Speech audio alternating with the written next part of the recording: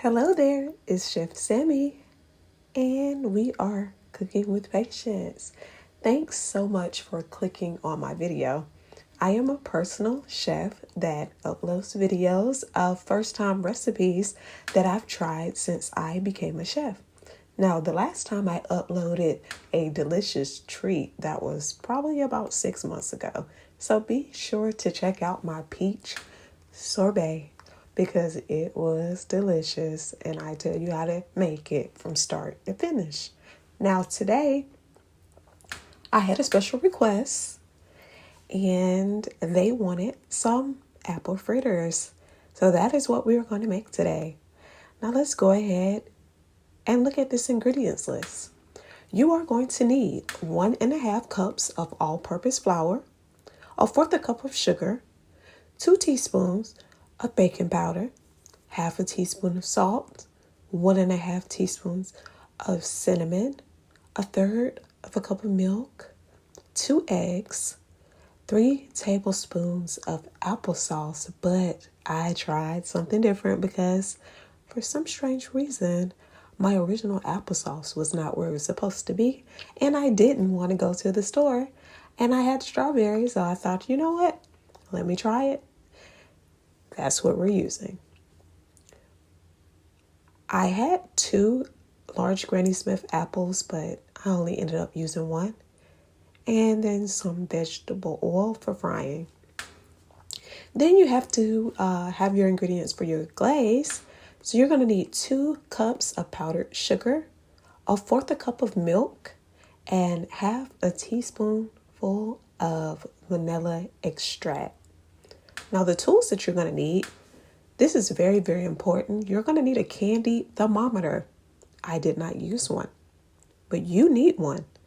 A Dutch oven, a bowl, preferably a small one, and then a medium-sized bowl, a whisk, some measuring spoons, preferably stainless steel, a cutting board, an executive knife, a slotted spoon, and a wire rack.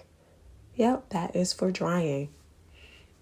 And you're going to need, some people say that this is optional, some paper towels, and some brown parchment paper.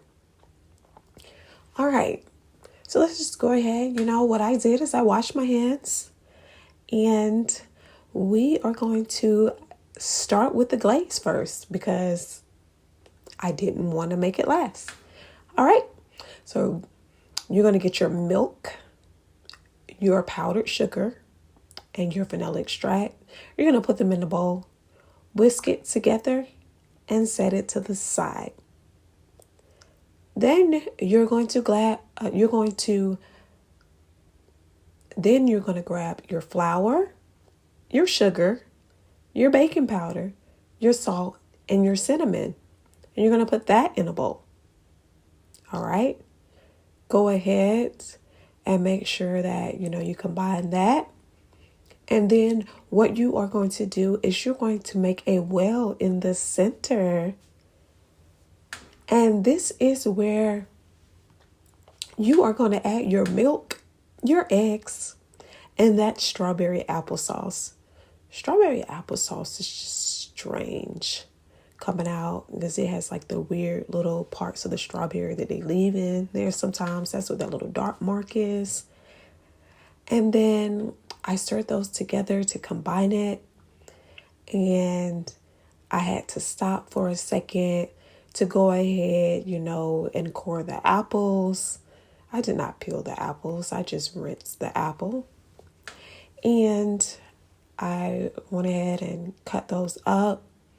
Remember to have you some lemon juice to the side to stop the oxidation of the apples. And then I folded those apples in. Now, we are about to start making the fritters, okay? So the next part, which is very important, you need to grab your candy thermometer and use it and make sure that you put it on the correct temperature. Or you need to make sure that you are checking for the correct temperature. Now, typically, if you put vegetable oil in and maybe a medium temperature, about 10 minutes, that oil should be hot enough for you to go ahead and start putting your fritter batter in there. Now, what I use is the little stainless steel 1/4 of a cup, and that's what I put the batter in to go ahead and put it inside of that Dutch oven. Okay. Now, if I didn't say this already, make sure that you put maybe 1.5 inches of oil inside of your Dutch oven. And then you're going to go ahead and take your batter and you're going to put it inside of that hot oil. And what you want to do is make sure that it's spread it out.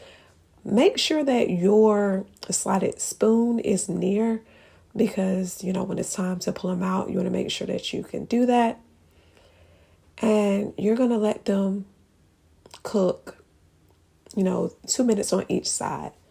Now, I took my fritters out and I put them on the paper towel. And some kind of way, one of them hit the floor. So just make sure that you are paying attention. All right. And then I continue to drop the fritters into the oil, cooking them on both sides until I was finished with all of them. And I waited, for the fritters to cool down, but not all the way down. And I dunked them inside of the icing and I let them sit there probably about 20 minutes. And then I went back and I poured the icing all over the fritters as they were cooled down by then. And I had my husband, which is the former executive chef. He took a bite of the fritters. And I don't know if he was just trying to make me feel good or whatever, but he said, "This is what the Publix fritters used to taste like back when I was in high school when they were making them from scratch." And yeah, so just make sure that you are using your candy thermometer and getting to the right temperature. And so he enjoyed it and everyone else was able to enjoy them. Please make sure that you're cooking them all the way, because there was one that I did have that wasn't cooked all the way through, and that's because it was like nearly my last one. And I was, how like at the end of like the recipe is like you have that one corner that's just way too much, but you throw it in the pan anyway and try to cook it on the same temp. That is one of the reasons why it wasn't cooked all the way or fried all the way. But yeah, delicious recipe. Thanks for watching. This is the end of the video. Okay, bye.